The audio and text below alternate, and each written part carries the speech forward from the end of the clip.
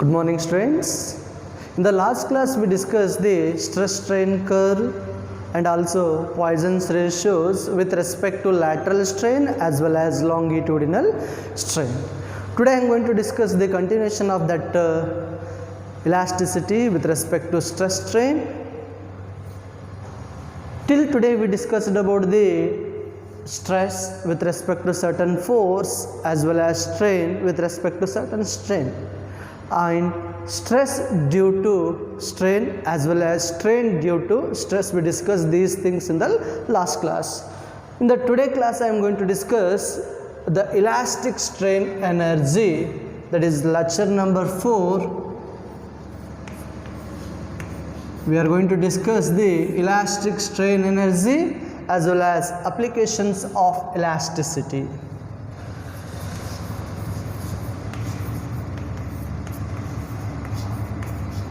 Elastic strain energy,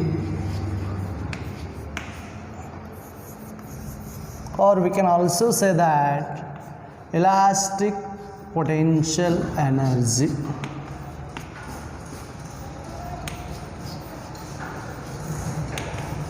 Potential energy.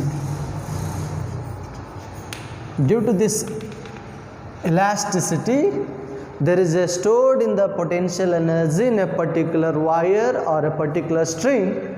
Any type of elastic materials, due to that restoring force, the energy stored we call as a potential energy.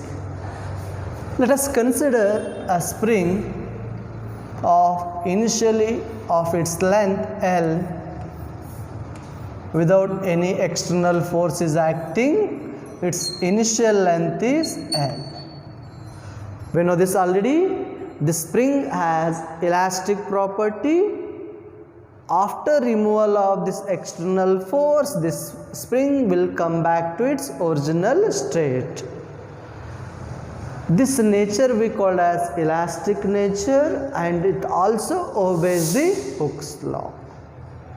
Let us consider a certain force on this spring. This spring is going to stretch. Definitely its spring is going to stretch. Already we discussed these things in the last class.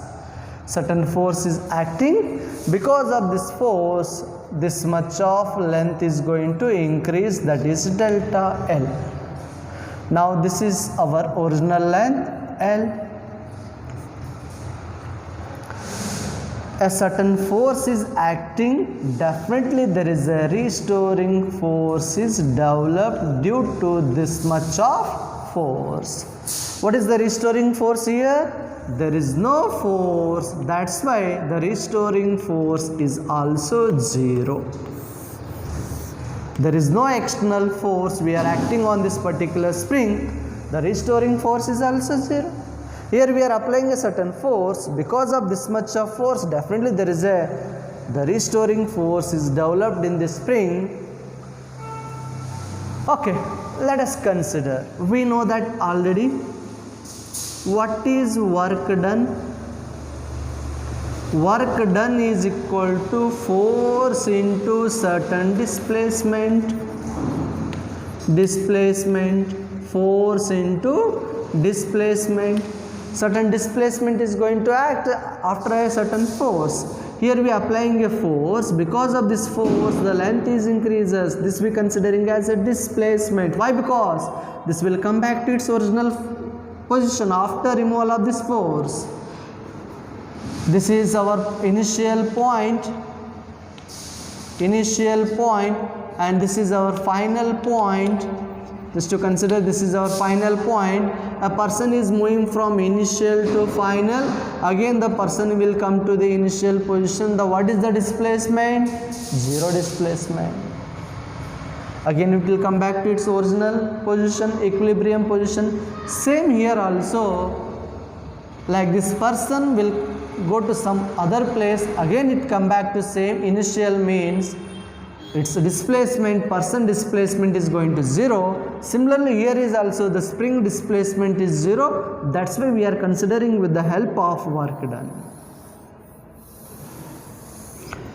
some work is going to done on this particular spring due to this force. This work done we can also consider in the form of potential energy.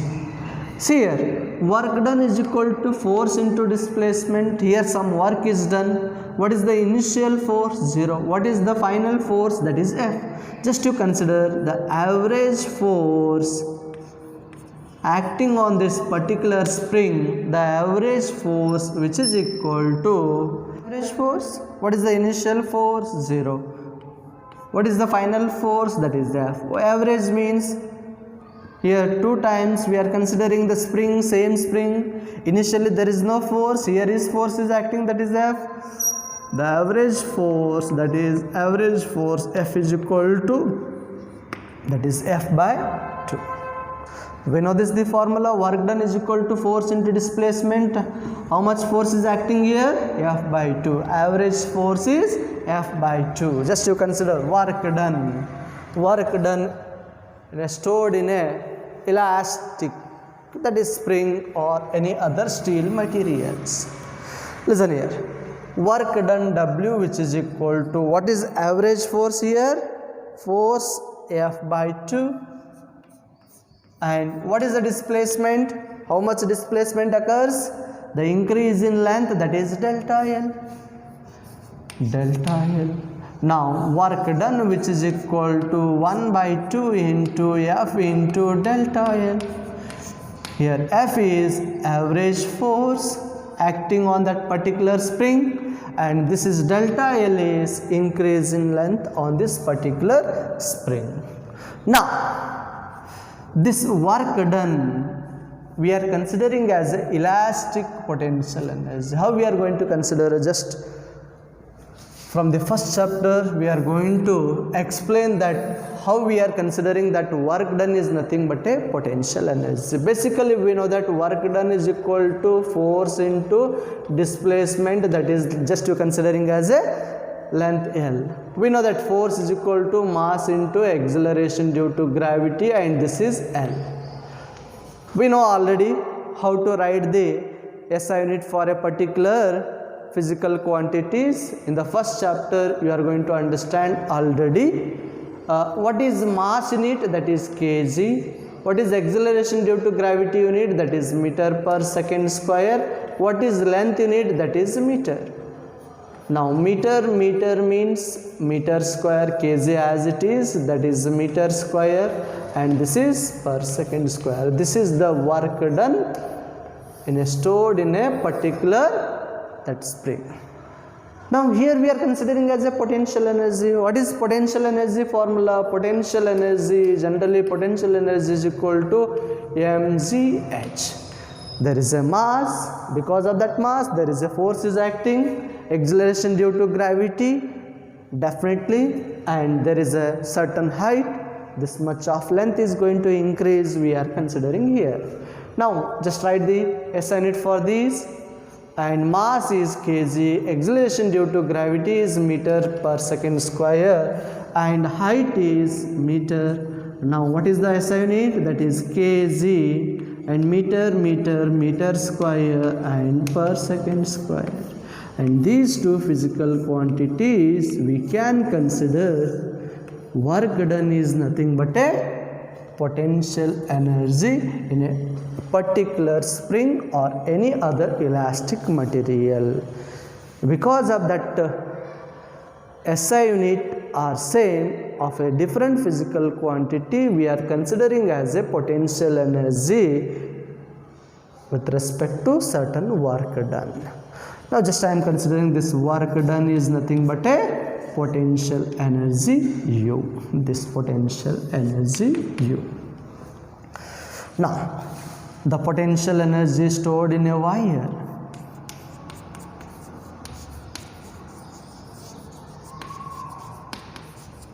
Particular spring or any type of wire also. Here we are considering as spring, or you just considering as any wire also. There is a stretched, due to that stretched there is some work is going to done. That work done we are considering as a potential energy. Now the potential energy become half F into delta L. Now definitely there is some work is done. this work done with respect to certain area of cross sections, with respect to certain length. Spring is certain area of cross section with respect to certain length. Area into length we are considering as a volume. Potential energy acting per unit area.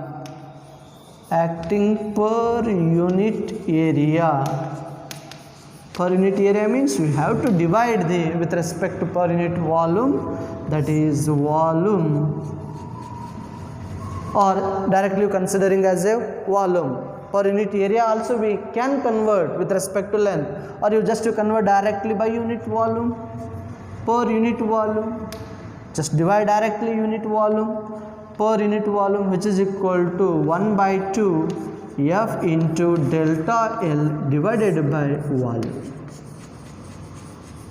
Now just to considering this potential energy per unit volume is nothing but just to considering as a small u. Now this small u, which is equal to 1 by 2 F into delta L, and this volume we can write area into length. Volume we can write length into breadth into height. Breadth into height is nothing but area, or length into breadth is nothing but area, and just to write length as it is. Area into length is volume.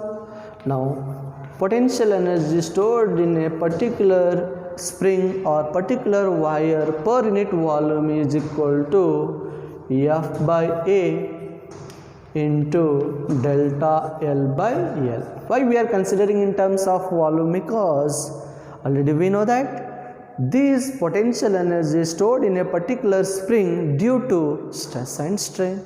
This expression should be converted in terms of stress strain.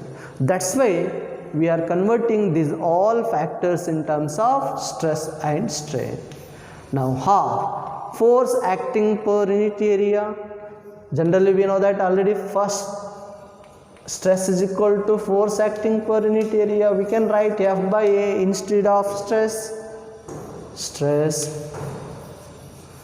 And delta L by L. Delta L by L means that is change in length with respect to original length is nothing but strain. We know this already.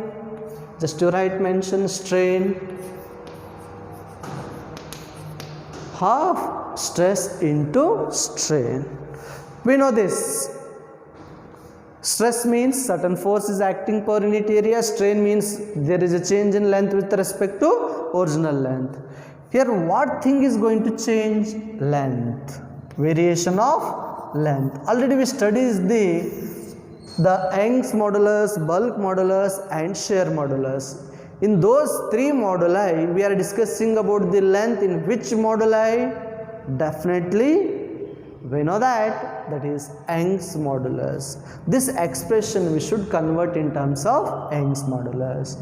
Generally Young's modulus means longitudinal stress by longitudinal strain. Just to convert, we know that Young's modulus is equal to longitudinal stress by longitudinal strain. Stress which is equal to Young's modulus into strain. Now just substitute this stress value here. Potential energy per unit volume is equal to half into, instead of stress we write Young's modulus into strain, and again you write the strain into strain, or you can say that half Young's modulus into strain square. This is the final expression for elastic strain energy or elastic potential energy of a particular wire or a spring. They may ask 5 marks in the theory examination or definitely in KCET, and also NEET. On the basis of this concept, one question fix. Very important. Just note down this. Note down. Next I am going to explain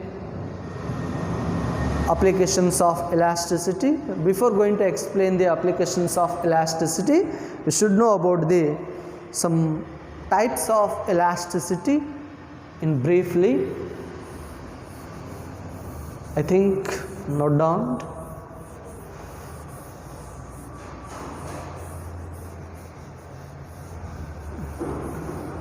Okay.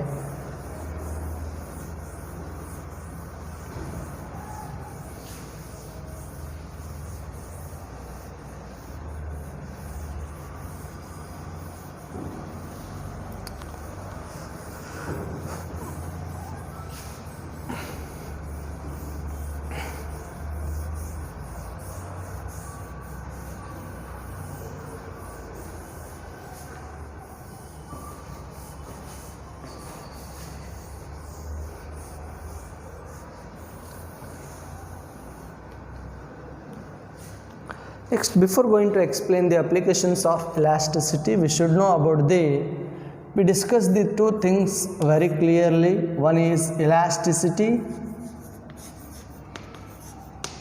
What is elasticity means?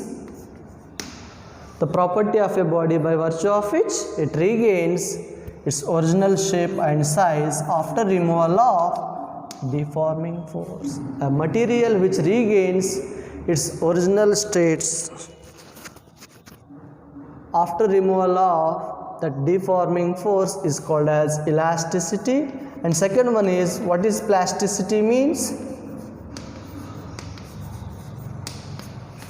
Which does not regains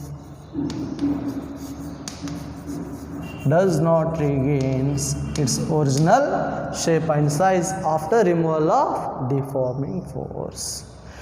In this plasticity, we discussed two types of materials. One is ductile materials. Another one is brittle material. Ductile means a very large range of plasticity,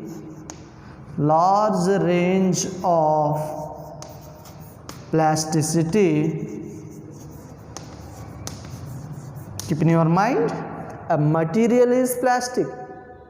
In that, the plasticity is more means that type of material we are considering as a ductile materials. Very short range of plasticity,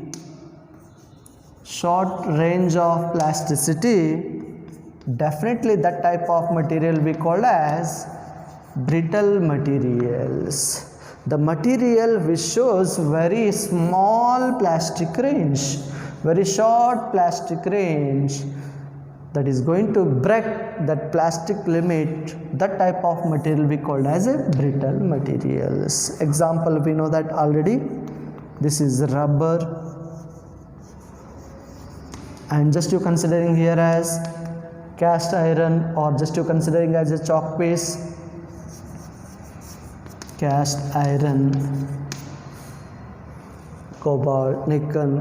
After certain amount of heat is given to that metallic materials, that is going to convert as plastic, and that plastic range is very much small, it is going to break immediately. Like this type of material we call as a brittle material, it is going to break immediately.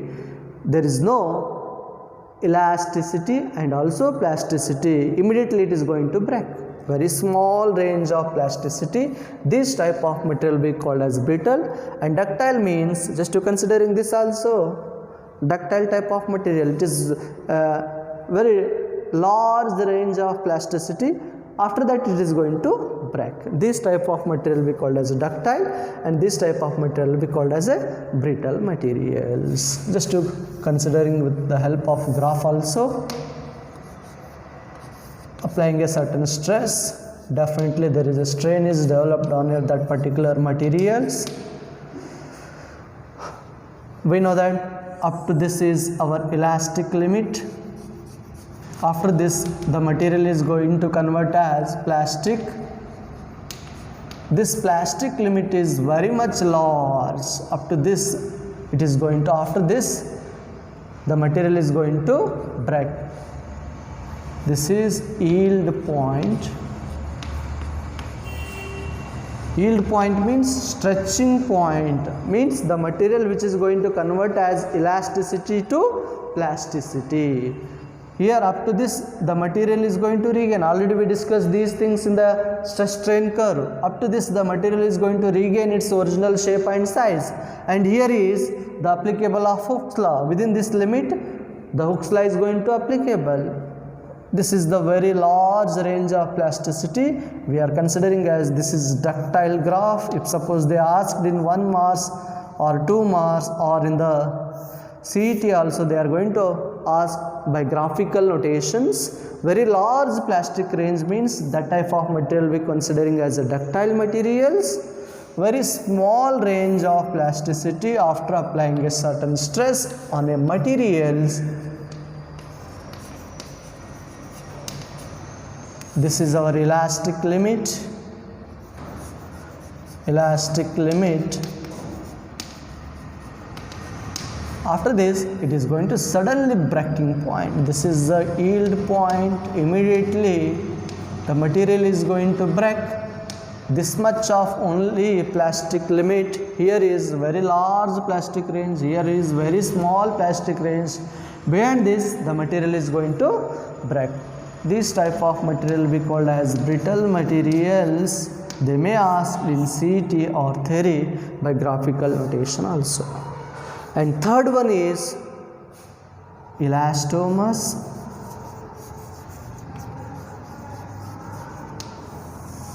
Elastomers means the material which does not obey Hooke's law.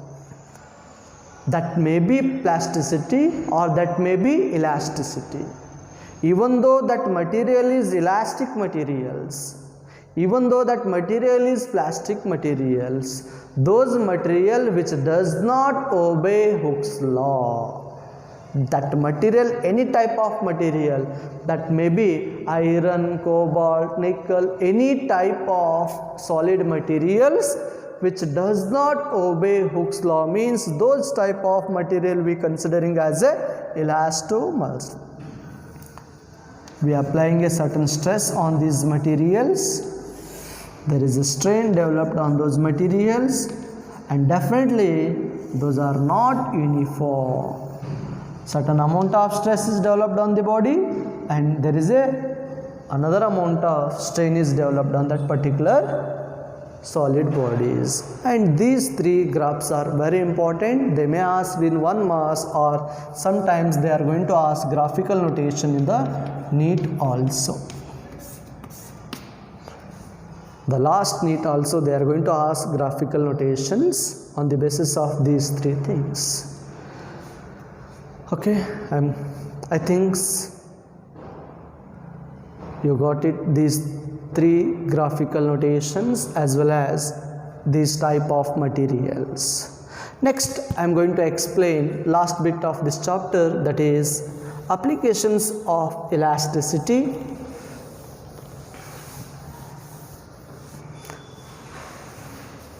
Applications means nowadays we are using everywhere elastic material, the constructions of bridge, constructions of house or construction of flyovers or construction of vehicles or construction of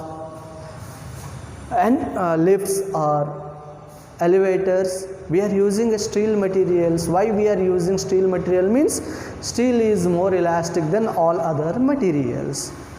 We are going to explain the applications of elasticity.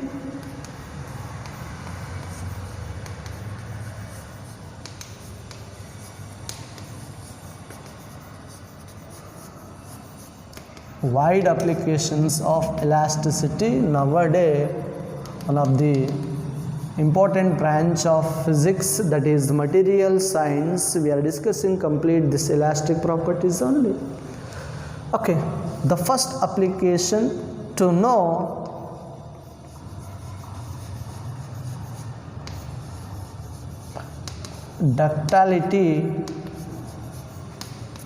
ductility or brittleness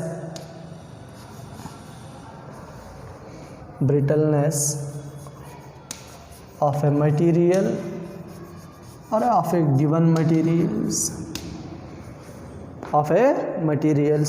Suppose we are considering any type of materials, that may be plastic or that may be elastic, that material is going to break immediately, or that material sustain that force in a certain limit. We are going to identify by plasticity as well as elasticity. Second one, we are applying a certain load or certain stress that should be within yield point. On the basis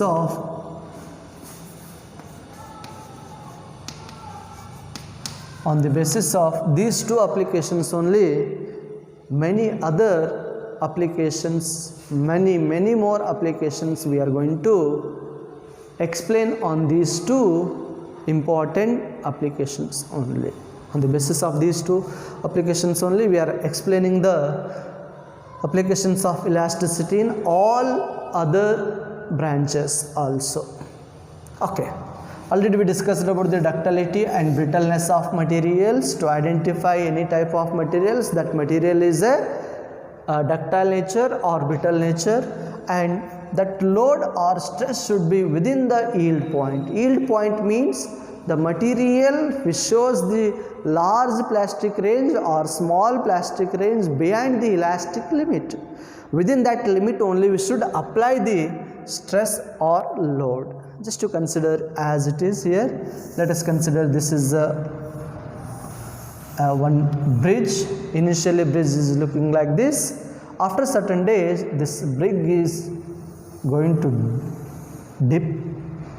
Why? Because there is a load is going to act on this particular bridge. It is going to slagging or dipped. Why? Because some weight is going to act on this bridge. Why? Because number of vehicles is moving on this particular bridge, heavy loaded trucks, bus, there is a strain is developed on this bridge. Here we are using steel materials. These steel materials, as time passes, this elasticity is going to convert as plasticity. It loses the elastic nature of that steel rods. That's why it is going to sag or dipped because of weight. Nowadays we are using I-beams. Why we are using these type of I-beams means, earlier days we are using like these type of bridges, pillars or beams, we are using like that. But nowadays we are using I shape. Why? Because if suppose we are using these type of bridges means the n number of steel rods, let us consider maybe the cost may be 1 lakh. The steel cost may be 1 lakh. Here we are using, as compared to this bridge, here we are using very small amount of steels, that is 1/4 of that. We are going to reduce the amount as well as the strength of that bridge is also more, 25,000 only. Why? Because here steel rod is we are using very much less, here steel rod is very much more. Steel rod more means its cost is going to more, and steel rod less means its cost is going to less. That's why we are using this I-beam means, listen here. Initially we are using like bridge. What is this is, or just to considering like this is the initial types of bridges like this. This is our length and this is our breadth and this is our depth. depth is very much less. Depth is very much less means definitely there is a load acting on this bridge is more. Because of this bridge, because of the vehicle movement, this bridge is going to slagging or dipped. And these type of I-beams we are using in this bridge means it is going to sustain same amount. Here also the sustain, the amount is same, but the expenditure is very much less as compared to rectangular shaped I-beams and I-beams. Here is very much less cost. That's why nowadays the engineers are preferred I-beams. Why? Because its depth is same. Here is also depth is same. Here is also depth is same. Depth is same, but the materials are using in that are different, very small materials. That's why we are using these I-beams, and cost is also very less. And one of the expression, and there is a derivation, but at presently in your syllabus that derivation is going to removed. That's why I am going to explain that dip delta, which is equal to WL cube, that is 4 times of equal to WL cube 4 times of Young's modulus breadth into d cube. Just always keep in your mind, this is the expression helps to build a certain bridges or lift. The lift also they mention the 6 persons or 600 kg the limit of that particular lift, but while manufacturing those lifts its waste must be 10 times of that capacity. If suppose they mention the 600 kg, but that sustaining capacity is 10 times of this, that is nearly about 6000 kg. 10 times of that. If suppose 1000 means definitely its limit is 10,000. Why? Because this ductility, this after converting from elasticity to plasticity, that material should be sustain that amount of weight, otherwise it is going to break. Definitely there is going to some accident. That's why the engineers develops always 10 times the strength of that materials. Listen here, initially we are considering like these types of bridges means its depth is, let us consider this depth is 5 centimeter and breadth is 10 centimeter, sorry, length is 10 centimeter and breadth is 7 centimeter. If suppose I am considering these types of bridges means its length is 10 centimeter and breadth is 7 centimeter and depth is 5 centimeter. Instead of these type of we are using like this means definitely, if suppose I am using like this means definitely these things are going to change. The length is going to convert as depth, that is 10 centimeter, and this is length, that is how much length is 5 centimeter,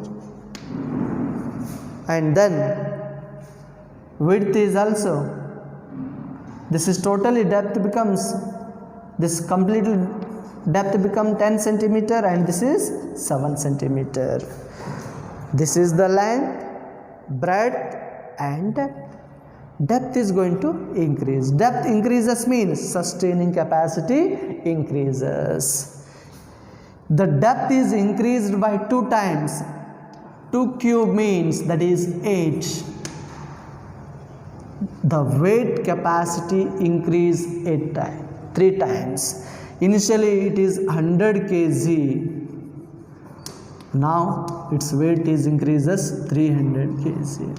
The depth increases 2 times means the sustaining capacity increases 3 times.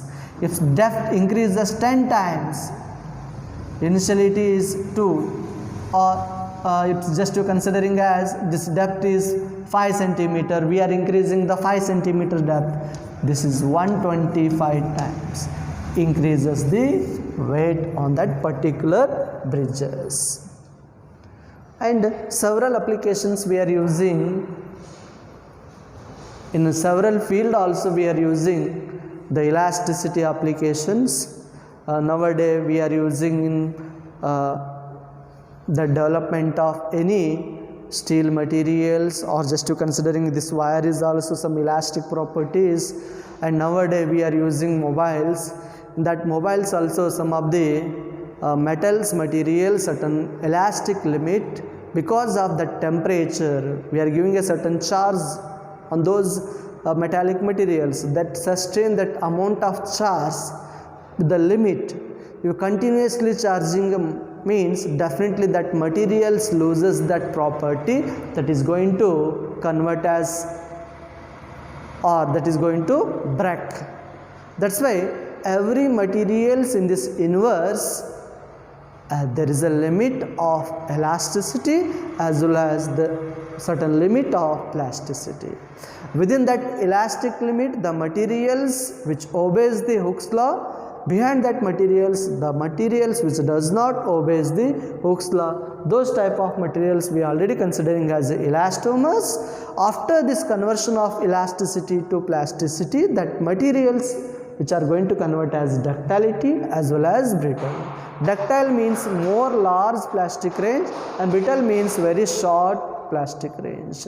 This is the conversion we discussed in detail in the next chapter also. In the next class I am going to explain on these basis I am going to explain the numericals, NCERT numericals, as well as last year they are going to ask some of the CET questions. Those things also I am going to discuss. So, and these are the applications will help us to find the ductile nature of materials as well as brittle nature of materials, and the load applied on this bridge or any other pillars or any other lift or any other elevators, that load and stress we should within that yield point. Yield point means that material which should be a plastic range, that is not a breaking point, that must be within that yield points. Then only that load applied on that bridge or any other pillars or any other lift or any other elevators that sustain the weight, otherwise that going to break immediately. That's why that load should be within this yield point. That's why we are using I-beams.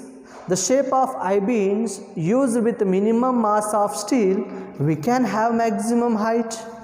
We can have maximum height, that is D, that is depth, so that it can take maximum weight. Can take maximum weights. That's why the engineers are preferred I-beams. Why? Because here is minimum mass of steel as well as height is maximum, and also it sustain maximum amount of weight applied on these bridges. And here is also, we are not saying that this type of bridge is not good, but the cost as compared to these two types of bridges very less. That's why we are preferring this type of I-beams. Nowadays every flyovers this type of pillars and avoiding of huge cost. That's why we are using I-beams. Why? Because maximum weight sustained by those I-beams. Listen here. This diff increases with respect to this depth. The breadth is increases. Here is breadth is same. Here is also breadth is same. The breadth is not going to act. If suppose the breadth is increases by 2 times, it is not going to affect. This is the fractional point. The dip is more. The fractional dip is same. If 4 times, dip is decreases by 4 times.